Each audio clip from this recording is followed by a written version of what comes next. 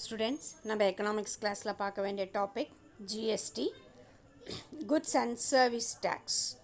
பண்டங்கள் மற்றும் பணிகள் மீதான வரி, இல்லைன்னா சரக்கு மற்றும் சேவை மீதான வரி அப்படிங்கிறது தான் ஜிஎஸ்டி அப்படின்னு சொல்லுவாங்க. குட்ஸ் அண்ட் சர்வீஸ் டேக்ஸ் பார்க்கலாம். GST is an indirect tax which has replaced many indirect taxes in India. India பொறுத்த வரைக்கும் நிறைய மறைமுக வரிகள் இருந்தாலும் அதில் மிக முக்கியமான ஒரு வரியாக கொண்டு வரப்பட்டது எதுன்னு பார்த்தீங்கன்னா இந்த ஜிஎஸ்டி தான் அப்படின்னு சொல்கிறோம். இது ஒரு மறைமுக வரி தான். The Goods and Service Tax Act was passed in the Parliament on 29th March 2017. The Act came into effect on 1st July 2017.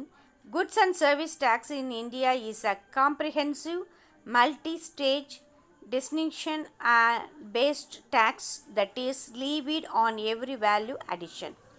அதாவது பார்த்திங்கன்னா இந்த சேவை வரி, சரக்கு மற்றும் இந்த சேவை வரி பார்த்திங்கன்னா முதல்ல நாடாளுமன்றத்தில் இல்லைன்னா பாராளுமன்றத்தில் மார்ச் 29ஆம் தேதி 2017 வந்து பரிந்துரைக்கப்பட்டது. இப்படி ஒரு வரி உருவாக்கலாம், இப்படி ஒரு வரியை இன்ட்ரடியூஸ் பண்ணலான்னு சொல்லிட்டு அது நடைமுறைப்படுத்தப்பட்டது அப்படின்னு நம்ம பார்க்கும்போது ஜூலை 1 2017 கொண்டு வரப்பட்டாங்க.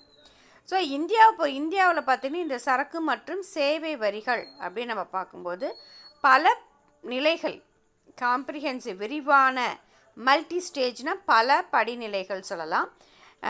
அடிப்படையில் ஒவ்வொரு மதிப்பு கூட்டின் போதும் இது விதிக்கப்படுவது, எவ்ரி வேல்யூ அடிஷன் அப்படின்னா ஒவ்வொரு மதிப்பினுடைய அடிப்படையிலையும் இது வந்து விதிக்கப்பட்டது அப்படின்னு சொல்கிறோம். எவ்வளோக்கு எவ்வளோ இன்க்ரீஸ் ஆகுதோ அந்த அளவுக்கு வரியினுடைய அளவும் இருக்கும் அப்படிங்கிறத சொல்கிறாங்க. அதுக்கு அடுத்தது, இன் simple words, Goods and Service Tax (GST) is an indirect tax levied on the supply of goods and service. This law has replaced many indirect tax laws that previously existed in India அப்படின்னு சொல்லலாம். அதாவது இன்னும் கொஞ்சம் சிம்பிளாக சுருக்கமாக சொல்லணும் அப்படின்னு நம்ம பார்த்தோம்னா இந்த சேவை வரிங்கிறது பார்த்தீங்கன்னா பண்டங்கள் மற்றும் பணிகள் மீதான விதிக்கப்படுகின்ற வரி. இது வந்து ஒரு இன்டைரக்ட் டேக்ஸ், மறைமுக வரி அப்படின்னு சொல்லலாம். GST is one indirect tax for the entire country அப்படின்னு சொல்லலாம். நாடு முழுவதுக்குமே ஒரே மறைமுகமான வரி இதுதான் அப்படின்னு சொல்லலாம்.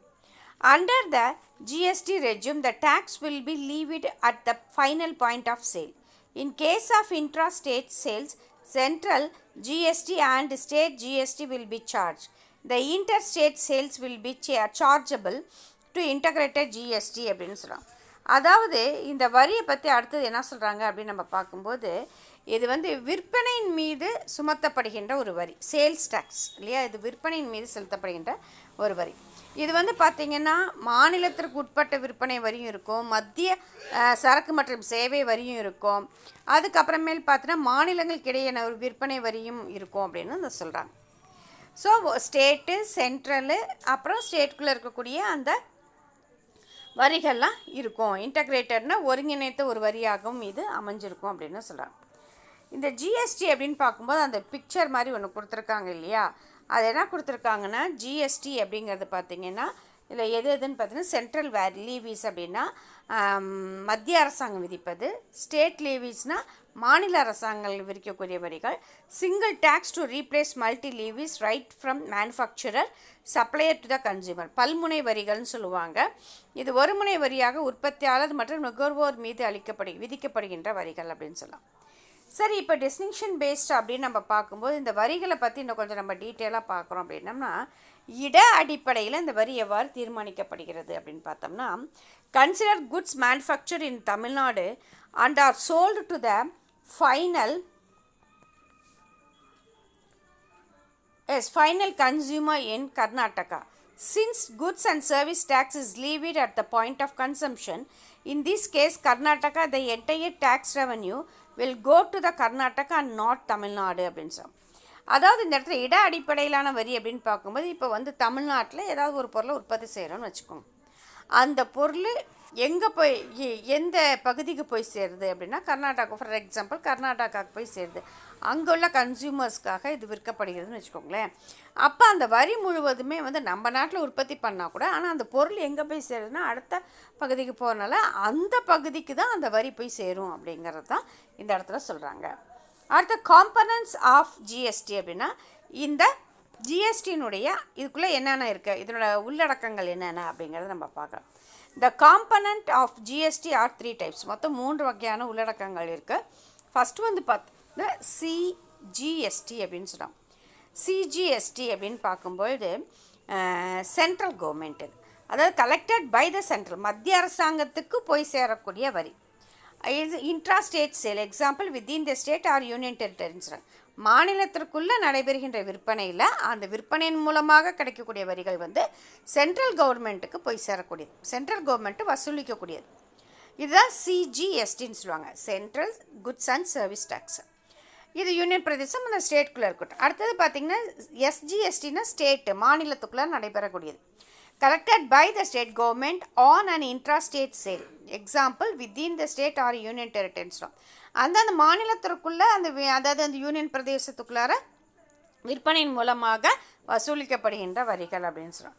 அடுத்தது ஐஜிஎஸ்டி அப்படின்னு நம்ம பார்க்கும்போது collected by the central government for inter state sale, அதாவது இப்போ மாநில அரசுகளுக்கு இடையான அந்த விற்பனையில் மத்திய அரசால் வசூலிக்கப்படுகிறது.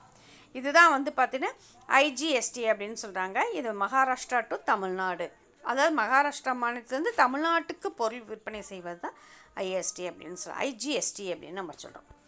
இதை வந்து பார்த்திங்கன்னா ஒரு டேப்லர் காலத்தில் நம்ம சொல்லியிருக்காங்க, அது என்னன்னு நம்ம பார்க்கலாம். ஸோ டிரான்சாக்ஷன் அப்படின்னா நடவடிக்கைன்னு அர்த்தம், பேர நடவடிக்கைகள் அப்படின்னு சொல்லுவாங்க.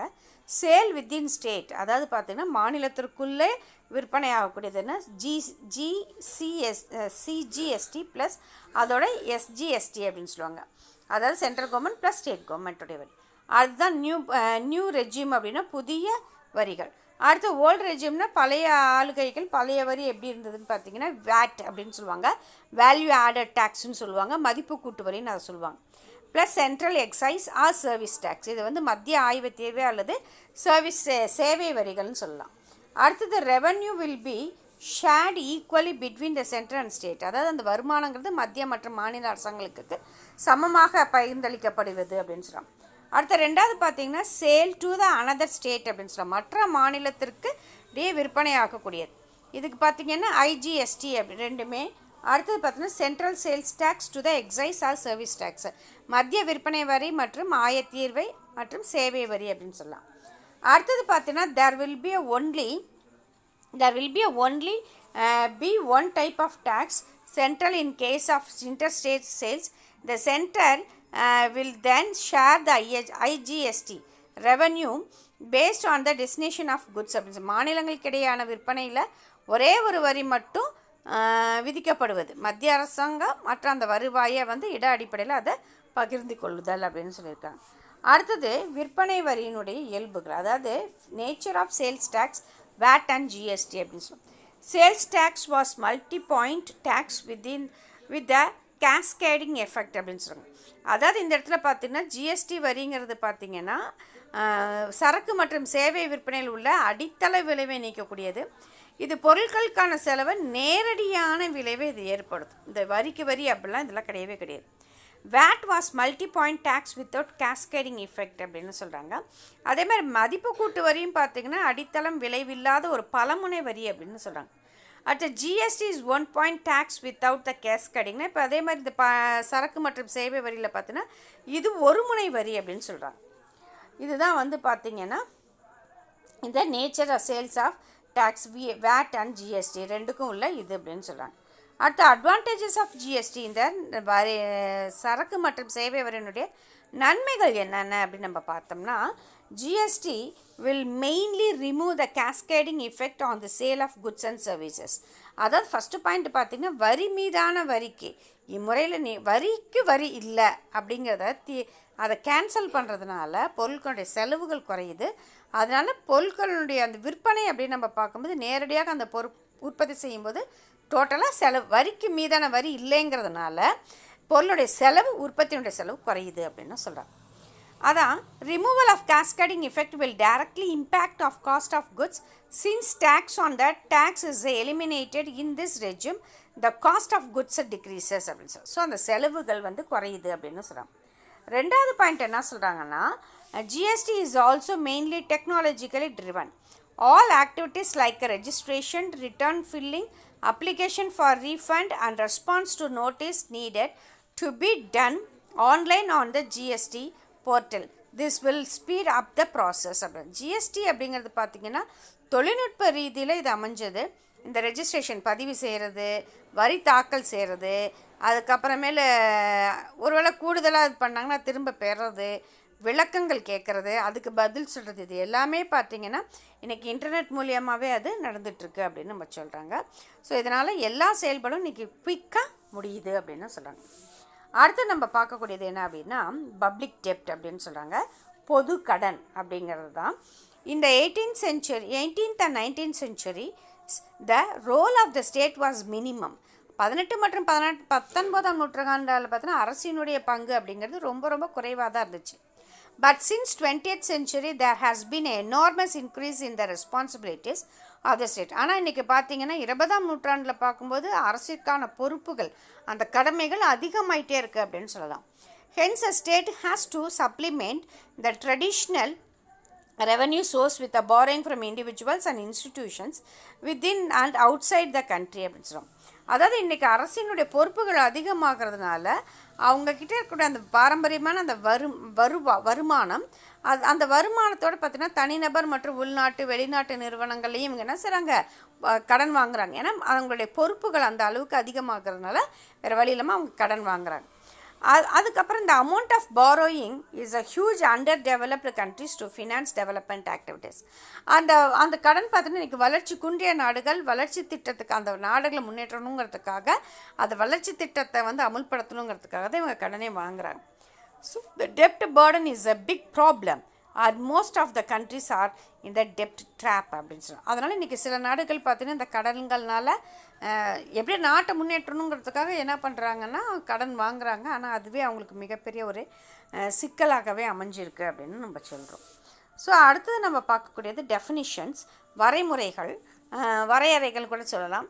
Philip E. Taylor அப்படிங்கிறவர் என்ன சொல்கிறாருன்னா, the debt in the form of promises by the treasury to pay the holders of these promises the principal sum and in the most instance interest on the principal, borrowing the restored to it to in order to provide fund for financing a current deficit. அதாவது கடன்கிறது பார்த்தீங்கன்னா அரசாங்கத்தினுடைய கருவூலத்தால், ட்ரெஷரின்னு சொல்லுவோம் இல்லையா, அந்த கருவூலத்தால் கடன் வழங்கியவர்களுக்கு வட்டியும் அசலும் கொடுப்பதற்கான ஒரு கேரண்டி, ஒரு உத்தரவாதம் தான் அப்படின்னு சொல்கிறாங்க.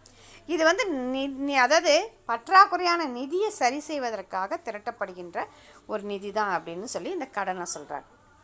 அடுத்தது என்ன சொல்கிறாங்கன்னு பார்த்தீங்கன்னா, the receipt from the sale of financial instruments by the government to the individual or firms in the private sector. இந்த பொதுக்கடன் பார்க்கும்போது இன்றைக்கி அரசாங்கம் தனியார் துறைகளில் உள்ள தனிநபர்கள் அல்லது அந்த நிறுவனத்திட்டேருந்து இன்றைக்கி என்ன செய்கிறாங்கன்னா கடன் வாங்குகிறாங்க அப்படின்னு சொல்லலாம்.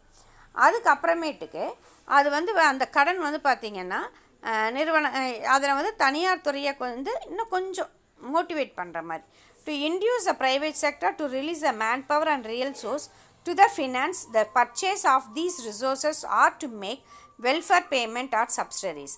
காரல் எஷ் சோப். அதாவது என்ன பண்ணுறாங்கன்னா இது பார்த்திங்கன்னா இன்றைக்கு தனியார் துறைகளையும் முன்னேற்றணுங்கிறதுக்காகவும் அதே சமயத்தில் மனிதனுடைய வளங்கள் அதோட உண்மையான வளங்களை பெருக்குவதற்கும் அந்த நிதியை கொண்டு அவங்க என்ன செய்கிறாங்கன்னா வளங்களை வாங்கிறது அல்லது அந்த நலத்தை உருவாக்குறது, மானியங்களை வழங்குறத, இந்த மாதிரி செயல்கள் குறிப்பது தான் கடன் அப்படின்னு. அதாவது அந்த கடன் வாங்கி தங்களுடைய வளங்களை இன்னும் கொஞ்சம் டெவலப் பண்ணுறது, தங்களுடைய நலத்தை இன்னும் கொஞ்சம் அதிகரிக்கிறது, அதுக்காக தான் கடன் அப்படிங்கிற ஒரு விஷயம் உருவாயிருக்கு அப்படிங்கிறத பற்றி தான் நம்ம தெரிஞ்சுக்கிறோம். ஓகே ஸ்டூடெண்ட்ஸ், மீதியை நம்ம நெக்ஸ்ட் கிளாஸில் பார்க்கலாம். Okay, thank you.